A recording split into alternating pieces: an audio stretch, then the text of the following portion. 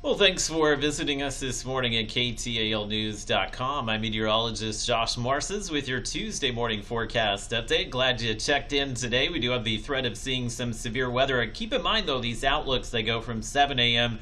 the day of until 7 a.m. the next day. So it is a 24-hour outlook here, and we do have that slight risk of seeing some severe weather, but it won't be until after sunset that we'll begin to see some of those storms move in. So this is going to be an overnight severe weather threat. You can go about, I would say, most of your business today without being too affected by the weather. We could have a few spotty showers and storms here, but that higher impact weather will be moving in overnight and through your Wednesday morning as well. So just make sure your cell phones are charged up tonight and you have a way to receive weather warnings, be it a NOAA weather radio or enabling the government alerts on your phone. Just something that will jolt you awake in case we do see some severe thunderstorms overnight. Wind, the main issue, but we can't rule out maybe a few tornadoes as well. So let's give you a look at the temperatures today. It's going to be a very warm day. Ahead of that cold front will dry in a lot of warm and humid air, and that will result in just a few spotty showers and storms during the day, but it's not until later tonight that we'll get that bigger push of rain and thunderstorm activity through the region. In a lot of areas, these storms probably won't arrive until after 10 p.m. or so, as our front is still back in the panhandle of Texas and Oklahoma. And I would say it's doubtful we're going to see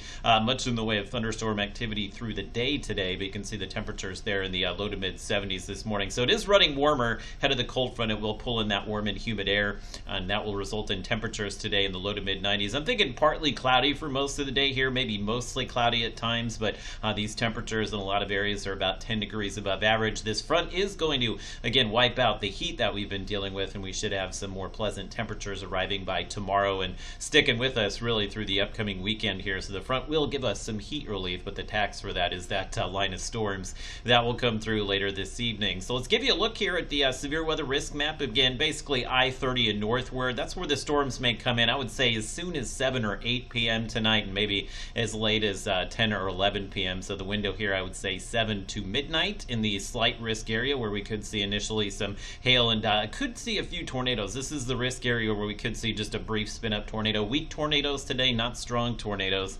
And again, as we go through the overnight hours, these storms will probably lose their punch somewhat once they're south of I-30. So as the storms approach East Texas, much of the I-20 corridor, including Shreveport, it may not be until after 3 a.m. or so in the morning. And the storms should be weakening, but as they're weakening, they can unleash some high winds. So in the marginal risk area here, which is that level 1 threat, there's more of a risk for wind, possibly some hail, but the tornado threat will be lower in that marginal risk area, and then slightly higher in that level 2 slight risk area that's outlined in yellow here. And again, the storms most prevalent out there between about 9 p.m., 10 p.m.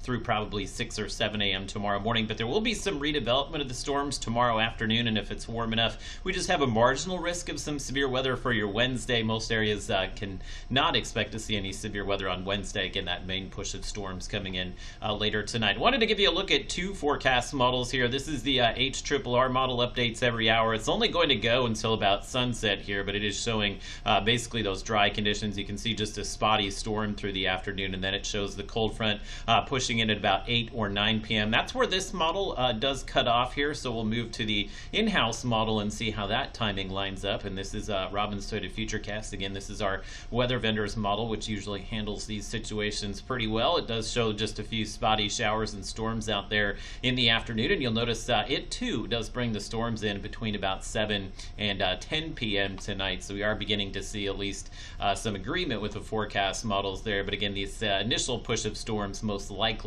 when we'll see the severe weather. You can see the storms may fall apart once they move past I-30. We're not showing the storms into Texarkana until that maybe 11 p.m. to 2 a.m. window here, and then down to Shreveport, I would say by about 4 or 5 a.m. tomorrow morning. So looks like the storms will lose some of their punch once we're past midnight, but still will deal with some rain tomorrow morning. And I'm thinking Wednesday is just going to be kind of a rainy and somewhat stormy day, but we should have enough cloud cover out there.